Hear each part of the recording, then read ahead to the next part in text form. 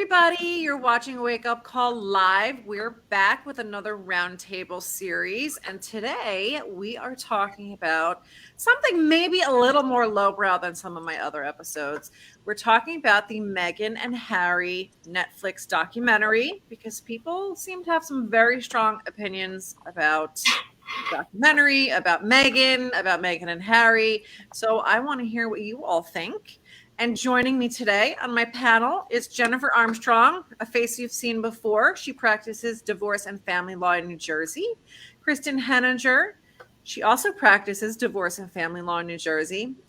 Judy Delus Montgomery, who does family and immigration law in Atlanta, Georgia. And Laura French, the mom lawyer.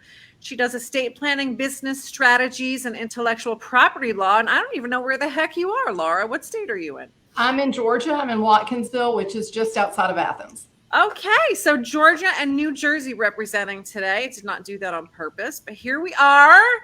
So tell me, guys, I know you all watched the documentary, the whole thing. So hopefully our viewers did too. And if they didn't, maybe we will inspire them to watch it. But what did you all think? What did you think? How did you think that Meghan and Harry were presented in this documentary? You can fight over who goes first. I'll start. Oh, go ahead. Well, look, I was going to say that I thought it was an opportunity for them. I think that they have the right to share their story because people talk about them on a consistent basis, use them for clickbait all day, every day. And so this is their opportunity to say, hey, let's tell you guys what the experience was for us from our point of view and from our standpoint. And so I think that that's only fair that they had the opportunity to do that. I wholeheartedly agree. I think this was a really smart move on their part to present their side of things. You know, they sat back for a very long time, taking a lot of heat from the media. And I think this was their opportunity to give their point of view. I think that they presented it in a pretty well-balanced way. And I really love that one of the things that they did was they pulled the curtain back and they told you about how some of these things work with the establishment and these communication offices for the royal family, that this was really more about them versus the media, not so much the royal family, but that they did show you that there was some small connection there. And now moving forward, whenever you see one of these hit pieces on them, you really have to ask yourself, is this a story that the media has made up about them, or is this something planted by the establishment, which I thought was really great and puts the royal family and the establishment on the back foot. So I really thought that they took that opportunity and did it in a way that was not overly hostile, that really was well balanced and kept the focus on, here's the truth. This is our truth, and this is really a love story. And all of you haters, this is how these things work. And if you think you're going to continue to do this in the future, well, let us give you some things to think about. And so I think that was really smart. I agree with that. So I came in... First of all, I love the royals. I love England. I love, since I was a little girl, loved Princess Diana, everything. So I was very much looking forward to this docuseries. And they annoyed me a little bit, Harry and Meghan. And I like them, but they annoyed me, like how their demeanor was. I found them to be a little bit, the whole H&M, that kind of got on my nerves after a while. But I found them to be sincere. I found them to be genuine. I found them to be, they definitely have a love for each other. And as much as certain things annoyed me about them, I also found it eye-opening. And it really made me change my perception on certain things that I may have believed about the royal family or thought about the royal family, particularly Prince William. And it definitely changed the way I think about things after watching this. I want to hear more about that, but Laura. Yeah, I agree with everything that each of you has said. I want to pick up, I'm Team Diana. I was 10 years old when they got married. And my mother woke myself and my little sister up in the middle of the night to cuddle up on the sofa bed and watch it. I hear, Christina, what you're saying about their demeanor. I think the trauma that Meghan has been through makes her very guarded. That was one of my big takeaways. I think when you see her and Harry, for that matter, in more of what I would call a natural environment where they're out, with their friends, or they're doing, works around the world, you see a more natural presentation from them. And trauma changes people. That was one of the themes that I really noticed throughout this. I think we all read people for a living, no matter what area of law we work in. And so I'm just really interested in all of your perspectives. Another real takeaway that I had from the series is, pigging back a little bit on what Jennifer said, not just the context within the royal family and the media. I was really fascinated and frankly educated by the historical background of the British Empire. That was very, I think, moving and compelling to me, as well as the timing of their relationship vis-a-vis Brexit and the politics at the time. And I thought those were two important things I did not expect from this documentary at all. Yeah. Yeah, I'm with all of you. But it doesn't seem like there's anybody here that, I've been sort of calling them Meghan haters. But is there anybody here that, it sounds like there's not, that Meghan just grates on you for some reason? So I will tell you, I listened to her podcast, Archetypes, and I don't really understand the people who have the positions they have with respect to her after listening to that, because I agree with what some of the other panelists have said, that, this is a docu-series, they knew they were being filmed, that kind of thing. But Christina, from doing your podcast and everything, at some point, as you're doing a podcast, you're interviewing other people, your true self and your true feelings and your true views are going to come to the forefront. You can't, you can only keep up a facade for so long. And so, after listening to her podcast episodes and listening to her personal views on many things, and then watching this docu-series, it really befuddles me as to why people have such strong negative opinions about her, because I really do think that's just this is who she is. She's presenting and showing you who she is. I don't know this other person that these other people keep, trying to make her out to be this manipulative person who wants to take down the royal family. Like, I'm not getting that. And then you have to ask yourself, well, why are people having such a strong opinion about her? And why is she being treated so differently than, say, Kate Middleton? Yeah, that's the part that I find so perplexing. When I watched the documentary, I thought it really gave them an opportunity to be able to finally respond to so many things that were being said about them in the media, and that was their response. And I did learn a lot about how the media works there that I didn't know existed. I didn't know that there was this sort of agreement between the press and the firm, or whatever the business, whatever they call it, and how the firm really failed to protect them, but only because they were protecting William, who's going to be king one day. That's and right. We haven't heard anybody deny that those things are true. So it seems to me that family never really, they don't get to be human ever. It doesn't seem that way. I agree with you. I have followed them for years, so I did know about the agreement. I do remember either watching another documentary, but I do remember, because it was a big issue when she was having Archie, and whether she was going to, what hospital she was going to have him at. And, were they going to come out, present, the baby a few hours after she had delivered the baby. And there was this big talk about which hospital. She didn't want to do it at the hospital that they wanted her to do it at. She didn't want to, come out to do the photo shoot and the interview the day of the delivery. And then it gave you some historical viewpoints on, Kate did it, the Queen did it, Diana did it. And it was an expectation that you would do the same thing. And she was just like, no, I just had a baby. I mean, I'm bleeding from here to there. I'm in excruciating pain. I can't walk in, 6-inch heels. Give me a couple of days to get my bearings. And it just seemed that they just would not give her a break or a chance. It didn't matter. It seemed like it didn't matter what she tried to do.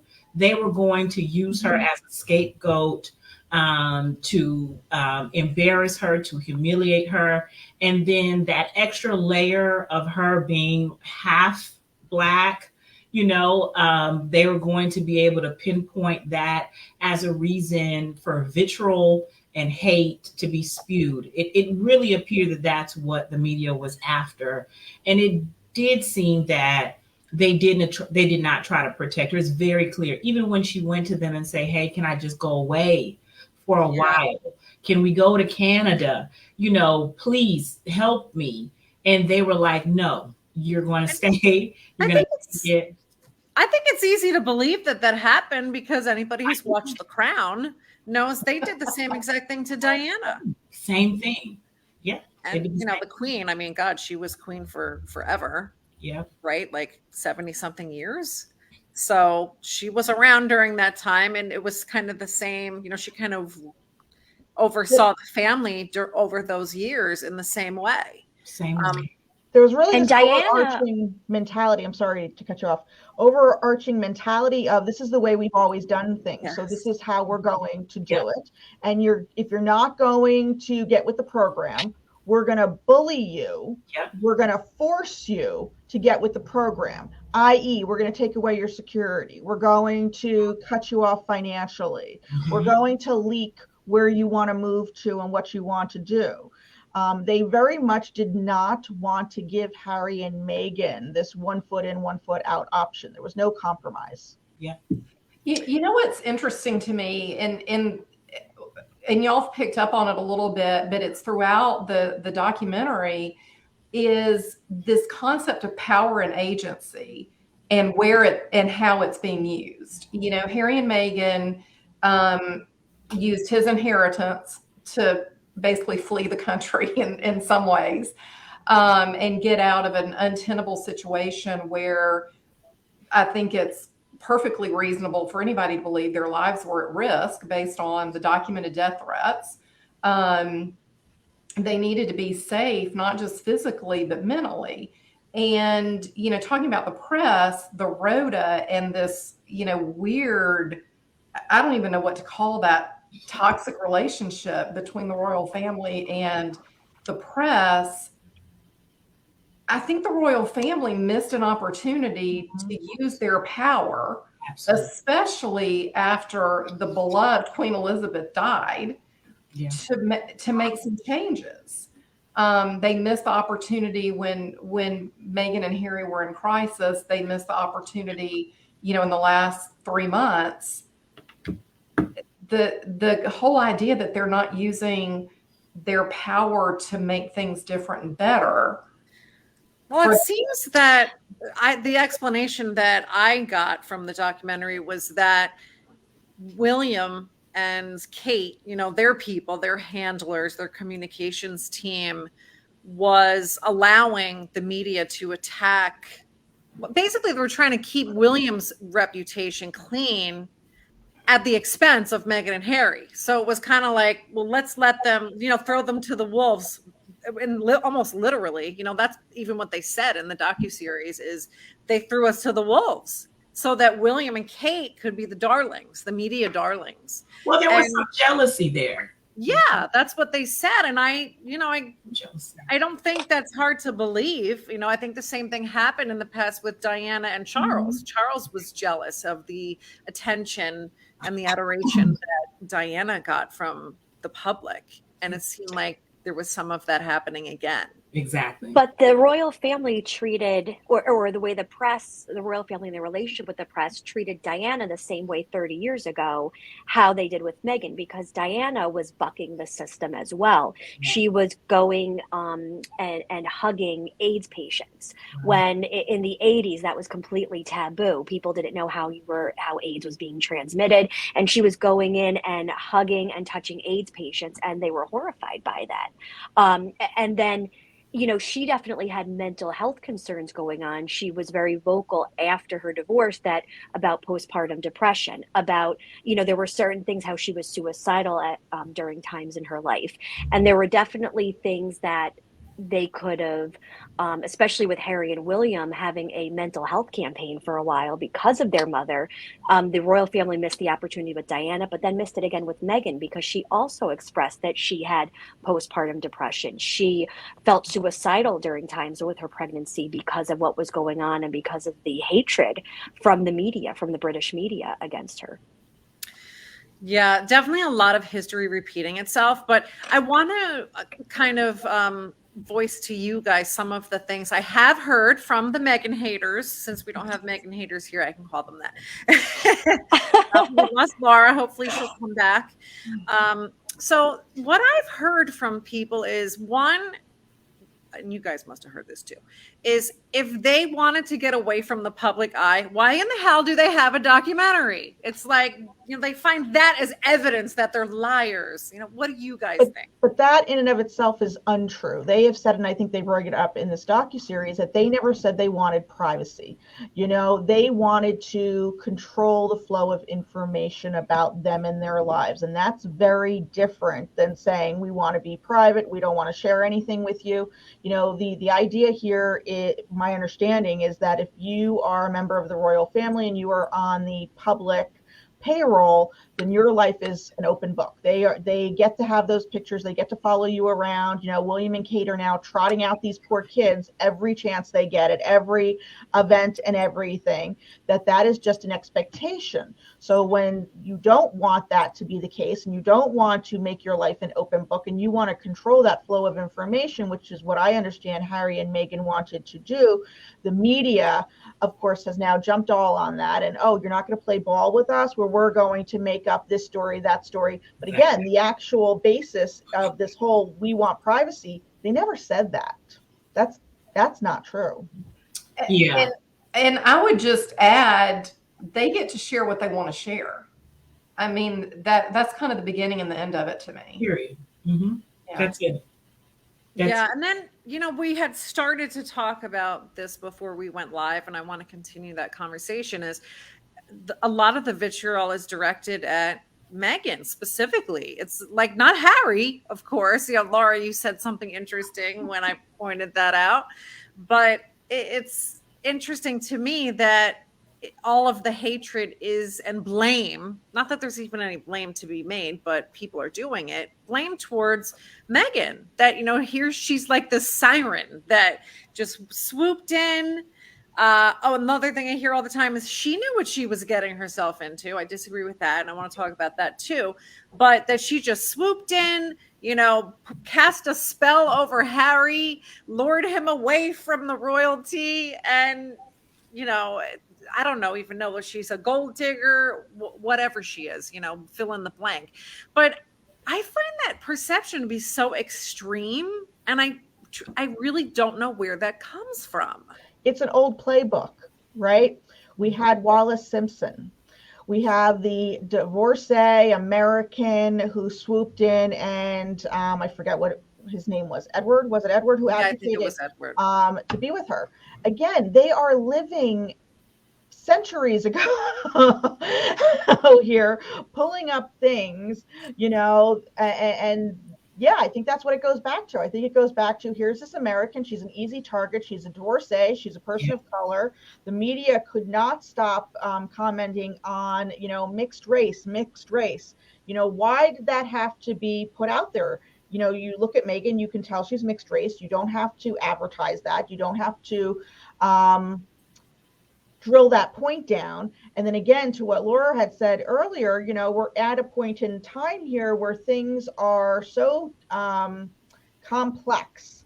And we've got this fringe of society that is leaning towards a more conservative way of life that sees on certain things and want to take advantage of that. That I think she was just the perfect scapegoat for some people and the perfect villain or evil doer to paint in this whole thing. And it's really unjust.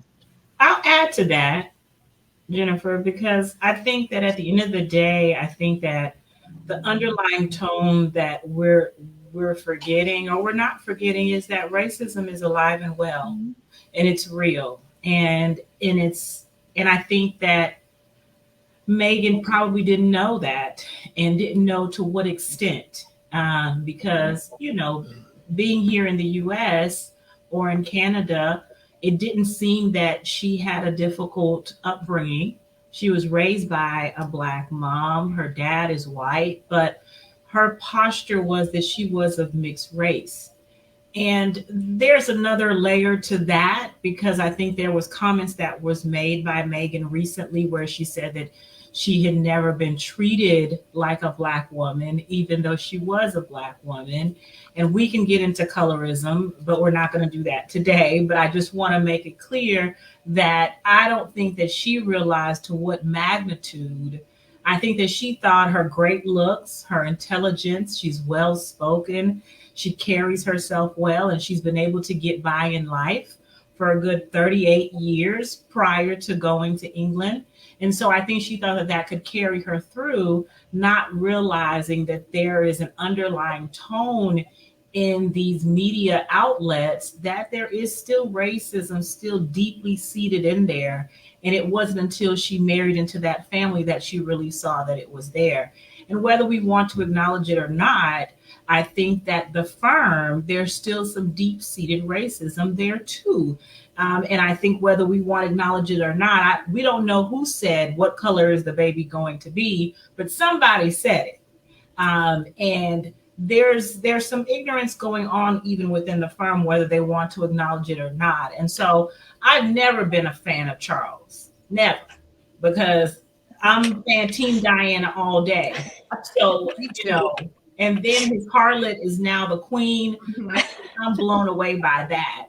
But so for me, I've never been a fan of Charles, but this right here, the way that he's allowing this to posture and go on, at the end of the day, this is still your son, even if he's not heir to the throne. And so the things that he's allowed to go on, I put the blame on him. I do. I put the blame on him.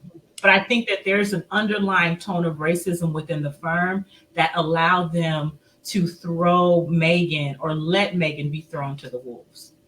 I agree with that. Yeah, I agree with that, Judy. She's in the eyes of the British press and those who want to be haters. She's Black, she's an American, she's a woman, and she's an actress, and therefore cannot have any value or substance. And she's divorced. I forgot that. I'd like to talk a minute about Charles and William and Harry. And, as an estate planning attorney, I've kind of tried to think about if they were in front of me, if this family were in my office, what are the things that I would be addressing? You ladies who are divorce attorneys are going to look at it, from a family law perspective. Right. There is so much broken in this family in terms of their relationships. It's, the lack of really, I think, caring for Harry and probably William as well. When Diana died, I mean, you can see it on Harry's face in the footage and the photos and the clips that they shared, during his teen years and early adult years. Harry talks about being betrayed. He uses that word over and over and over again in the documentary on Netflix. And there's just a lot there for those three men to come to grips with at some point if they're ever going to have a relationship. The things that popped out at me that I could imagine hearing from clients are, I gave William our mother's ring because that was our deal. Whoever got married first was going to get the sapphire ring. And now look what he's done to me. those are things that I hear in my office. I don't know if any of the rest of you have those kinds of experiences, but it's seemingly small things that build and pile up over time and snowball, and here we are. You know what? I don't think, I think we hear similar things in family law too, right? I mean, what you're hearing there is resentment. Yes. You're hearing about unfulfilled expectations. Yeah. I don't know if we can delve into that too much during this conversation, maybe another day, but I think, most families have some relationships like this, right? Like somewhere. Everybody's got, that's what we go to therapy for, right? To talk about what our moms did to us or didn't do, or, what dad did or whatever. But it all really comes from not having certain expectations fulfilled, giving things to people in our family, giving up things for them, and not getting what you think you're entitled to in return for that. And most people, we probably don't talk about those things, right? Like, right. I don't know if we sit and say, well, you know what, I'm going to give up my career for you, and in return, I expect you to give me X, Y, and Z. I think a lot of times we don't talk about those things, and then there ends up being resentment. I bet you see all the time in your practice, anybody who does estate litigation, one kid gave up their life to take care of a dying parent or an elderly parent, had them in the house, did everything, brought them to the doctor's appointments and all of that. The other kids didn't do much besides visit on Thanksgiving. Right. But they all want to be equal in the will. Right. And I don't have any real opinion about that, but oftentimes we see it happen that the caretaker gets the estate or a larger portion of the estate, and all the other kids flip out. There's never a discussion about that, but it's all based upon expectations. It is. So I'd love to be a fly on the wall at Buckingham Palace, or wherever the heck they all live. But I know I'm kind of all over the place with, like, if you watch The Crown, assuming it's all accurate, I don't know. I think a lot of it is has been vetted. But, Charles over the years indicated that he wanted the firm to kind of be more modern. And that they were stuck in the dark ages. And I thought that this would be a good opportunity for him to be able to do that, to make it more modern, but he didn't. So what are you guys getting from everything that you've seen as to what the real, discord is in the family? I think it's, from my perspective, I think Harry's the favorite. I think he's the better looking. We love a good ginger, and I think it's always more fun, right? I think it's always been like that. I think Harry has been the more liked of the two, the one that people feel like they can relate to. And I think that there was some jealousy there. I really genuinely think between the two of them, even though one was an heir, but the folks really like the people. He was the people's champ, very much like his mom. And you hear people say that William is his father's child, where Harry is his mother's child. And I think you can really see that he has the heart that his mom had. His desire to help, his desire to get out there in Africa and spend time there, one of his favorite places, always saying that he knew that mom would end up in California, had she been able to live out her life. You hear him say that, and you hear that being mentioned. And I truly believe that's the case. And I think that that's the issue. I think that Harry was the liked one. And then he brings in this gorgeous, American, who's cast a spell on him, because that's really what they were saying, that, he's too in love with her. He's too enamored with her. And I think that together they became this dynamic power couple. And it was very clear that you could see them kind of outshining and overshadowing Kate and boring William. You get what I'm saying? Yeah. So I genuinely think that they saw what was happening, that that Harry and Meghan were becoming the darlings, and they didn't like it. That's what I get from that. I think too that the monarchy is all about protecting the establishment at all costs. Selling stories to the media, and it wasn't mentioned in the docuseries, which I thought was very classy of Harry and Meghan. There were two big stories going on when the hatred towards Meghan switched in the British press, which was one, William was having an affair, and two, Prince Andrew was on Jeffrey Epstein's island. So there were two really big stories that would have destroyed the modern monarchy. And I think they tried to hide that by throwing out these stories. And I think what you got from Harry was that he really has this hatred for the establishment and this hatred for the press. And I think it really stems from watching a 12-year-old boy following his mother's casket. And that's the image you always have of Harry, of this little boy walking behind his mother's casket. He wrote her a note. It said mommy on her casket, and he's following it, and nobody stepped in to help him. He should not have been walking behind his mother's casket in front of millions of people. And nobody helped him. And I think he remembers that and blames the press and blames the establishment for the death of his mother. Yeah, he said that no one ever talked to him about that, which is astounding. It's wild. It's crazy. I mean, I have a 12-year-old. I have a 12-year-old boy, and there is no way my son would be emotionally able to handle something like that without speaking to a professional, a family member. He was left to his own devices at the age of 12. The whole family is just so damn repressed. I mean, there's that expression, the stiff upper lip. Right.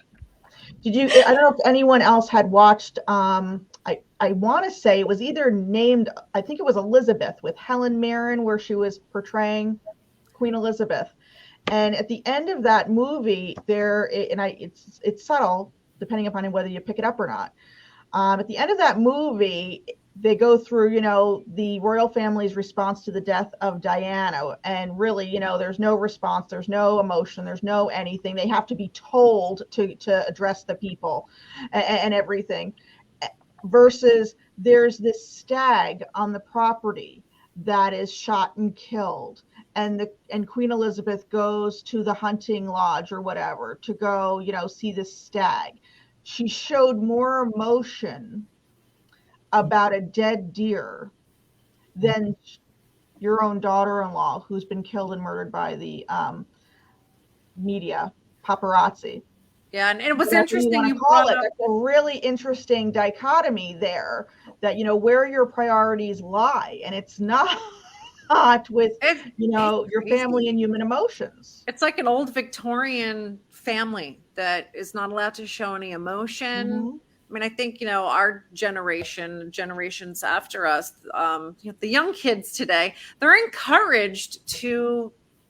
Like men, be emotional, right? You're allowed to cry. You're allowed to show emotion. And, I think sometimes we get on them. We talk about millennials in the workplace, but I think there's a lot of good things that they're doing that other generations just weren't allowed to do, right? Like, I mean, we're seeing. I'm an old millennial, so I'm the early 80s, right? So there's another layer of millennialism that I think I'm a little bit more old school than new school in the sense of work ethic, right? Because I think that there's a discussion about that as well, right? When you talk about work ethic. So I can tell you that for us, it's very much, I don't feel good. I need to go to counseling.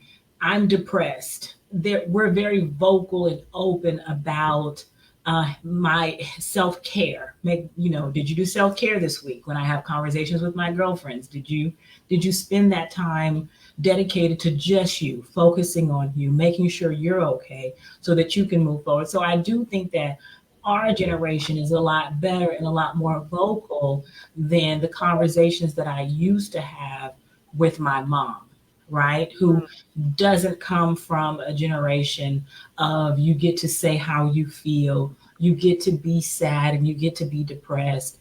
There's a very different situation going on there. There's martyrdom. Exactly. A lot of that. Yeah, I mean, I'm learning that. it struck me, Kristen, when you were talking, you brought up the Jeffrey Epstein thing and Prince Andrew. I had even forgotten about that, but boy, was that scandalous, and still is. I mean, you don't see Andrew anywhere.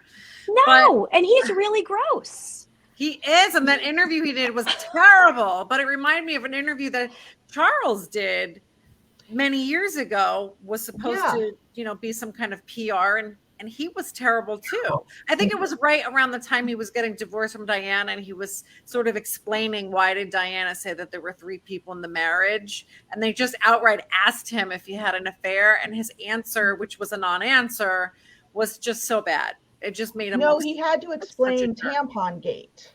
Yes. Explaining was the recordings that had come out between him and Camilla.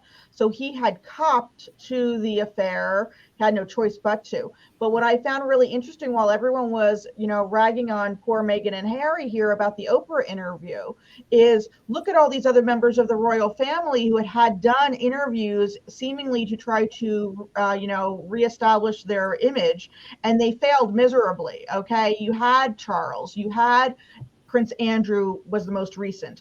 There was one with Fergie selling access to Prince Andrew. They've all been abysmal and everything. Nowhere near what Harry and Meghan's interview was like. So why the disparity? Why was that so bad and everything? They want to say, well, why did they have videographers following them around and doing this? Well, you know why? Because someone was really smart and told them, you're going to need to defend yourself one day. You want to have proof. And P.S., the royal family back in the 50s or 60s or whatever did their own movie and their own, reality thing, which P.S. has never seen the light of day again. You can sometimes find some clips on YouTube, but they don't air it again because people thought the way they lived and their lifestyle was strange. It was bizarre. There was no fuzzy, warm feeling here between these individuals. Yeah. It kind of reminds me of the Kardashians doing a documentary, like trying to convince us all that they really have normal lives. Sorry, Laura, what were you going to say? Yeah, I was just going to say I'm interested in this idea about who is accepted and protected and who's not. Queen Elizabeth made a point in the final year of her life to announce that she wanted Camilla to be queen consort. Team Diana is totally grossed out and opposed to it forever. Charles is protecting his brother. I think we all know who was in her ear about that. I think that was completely plotted by Charles. I think, that could happen.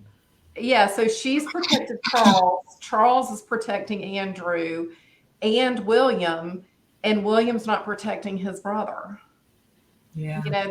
And not only not protecting, but seemingly actively betraying him. And I think the Anderson Cooper interview Sunday is going to be primetime TV, as they say. Oh my gosh, I don't even know. I'm so out of the loop. What's happening on Sunday? He's on 60 Minutes with AC. William or Harry? Harry. Ooh, I know. The Spare. I couldn't think of a better name for a book than that. It's outstanding. You know what? Too. I mean, they're human beings, right? But they're not allowed to be human beings. That's really what it is. They're humans doing human things. Including mistakes, human mistakes, where most of us, if we do something stupid, it's not televised, but they're not allowed to be human, and they're not allowed to feel. They're, if it's, if the monarchy decides, well, it's good for you to marry this person, well, you're just supposed to do that, and you're supposed to like it. And it's interesting to see with each generation who resists that. It doesn't seem that William is. Yeah. No. And Harry actually mentions that. He says, I made the choice to not go with the establishment and not marry who they wanted me to marry or who they think I should marry. Like my brother, I went with my heart. I applaud him. And so he continues to show us that he's really Diana's son in that regard. But the other thing that you mentioned that I wanted to kind of piggyback on was the correlation between what we're seeing this season in The Crown and all the stuff that Diana was going through. I believe this was happening in the 80s and 90s. And for us to see it in real time happening to Meghan, the exact same thing. And for there not to be some sort of empathy or sympathy for her, knowing that this is a repeated cycle, but also the establishment has shown time and time again that they do not protect the women. What's mind-blowing about it is that she was on the throne for 70 years, and she was a woman, and she let all these other women go through these things and not protect them.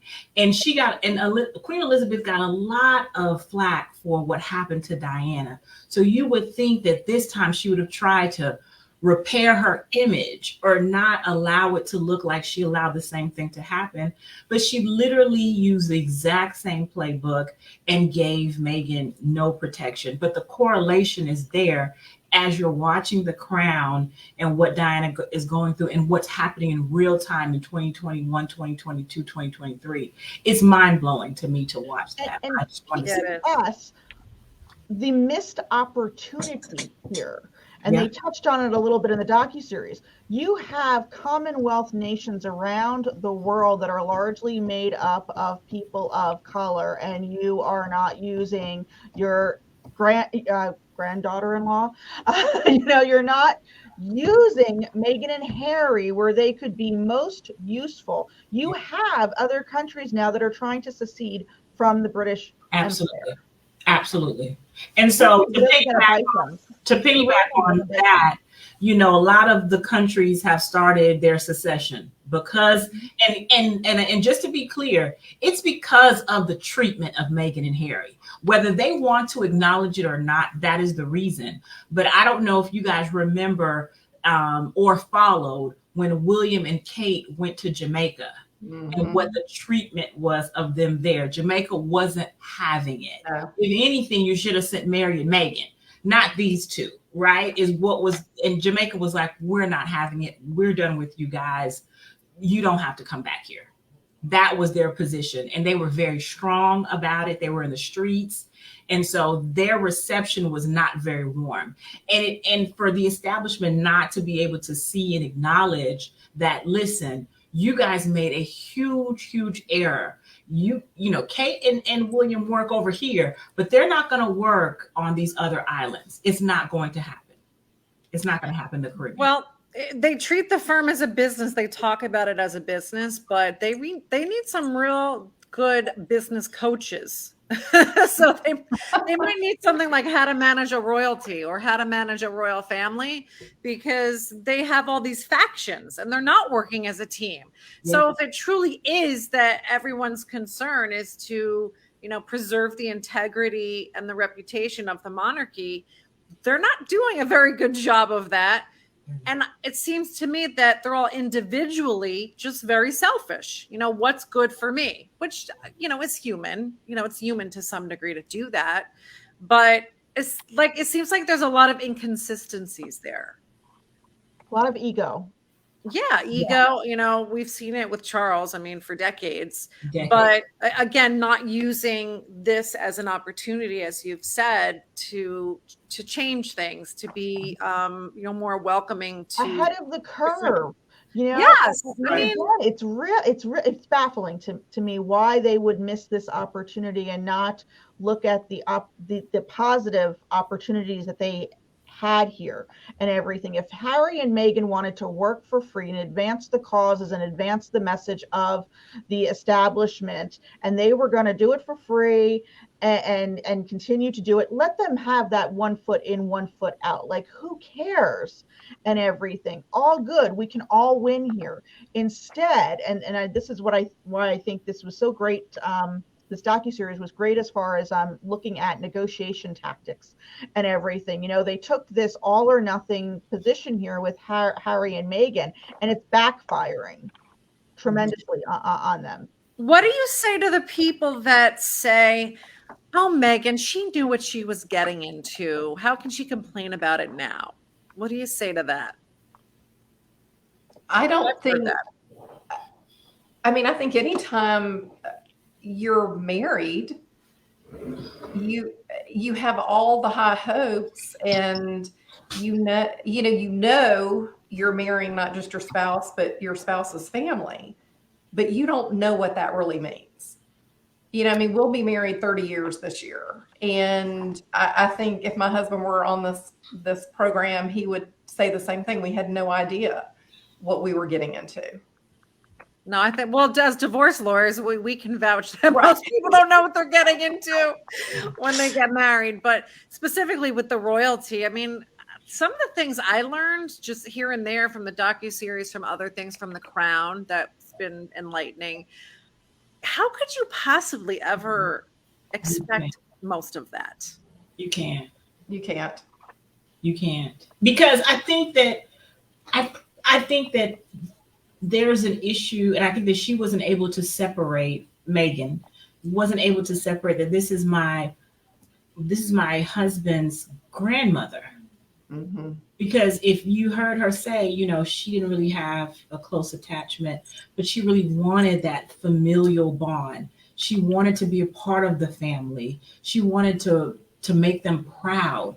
And you can tell that she really went out of her way to do that. But when she met Queen Elizabeth, she said that she didn't even know that she had to curtsy.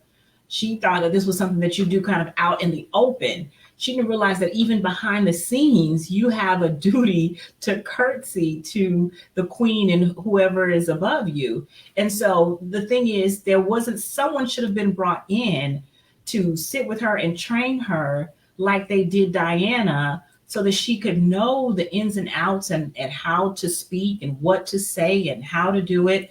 And again, was a missed opportunity. And why Queen Elizabeth didn't think that was necessary as the head of the firm is very confusing to me. But why she didn't defend them and didn't try to protect them was also kind of mind-blowing to me, because it was a missed opportunity. And from my perspective, it taints her legacy. It definitely taints her legacy the way she went out. I agree with that totally. And it was interesting to me that Harry had to make an appointment with his grandmother through her staff. Every time. He couldn't just go knock on the door. Like, I'm thinking when he said that, how he was supposed to meet with her, and then it was suddenly she was busy. I'm like, well, you can't just go knock on the door. She's your grandma. Right. But apparently you can't.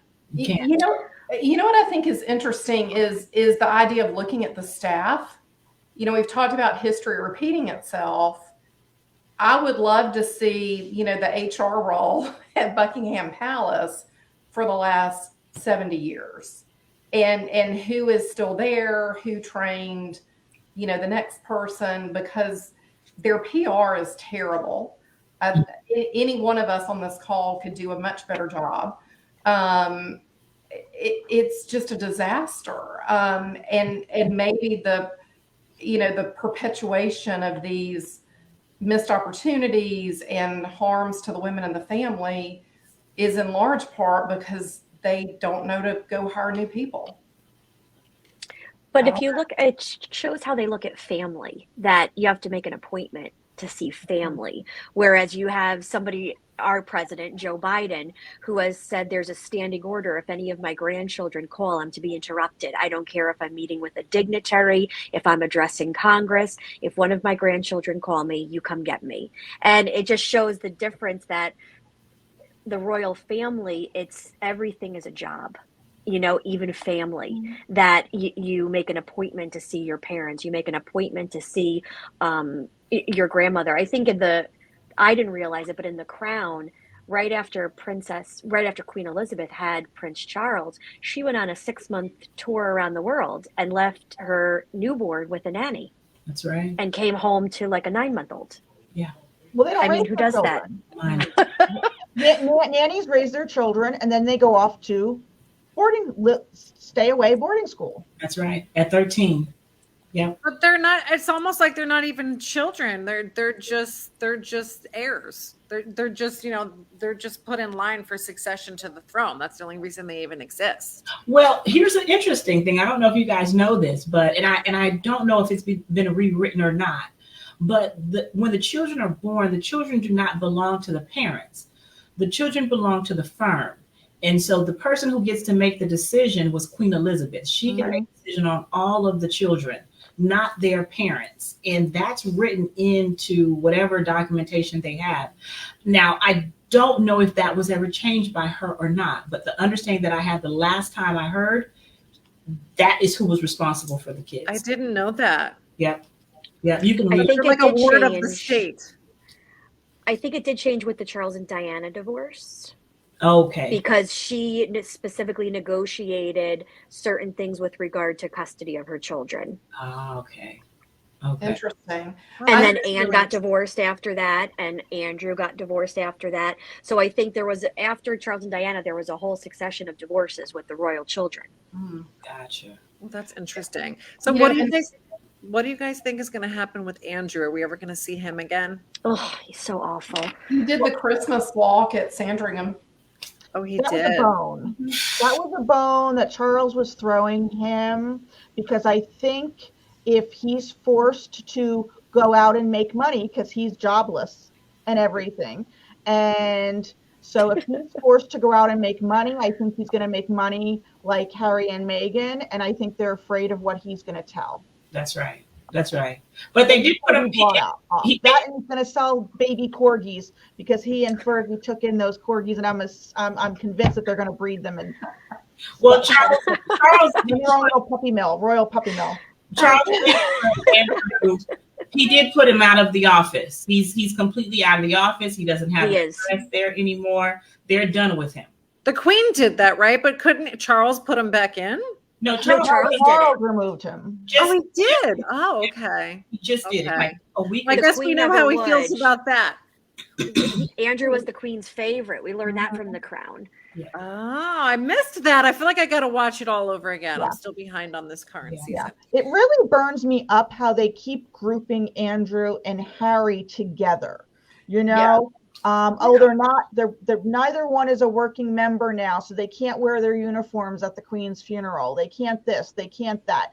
They're really not the same. Okay. One was associated with, a pedophile, and the other one just decided that he didn't want to go along with your program anymore.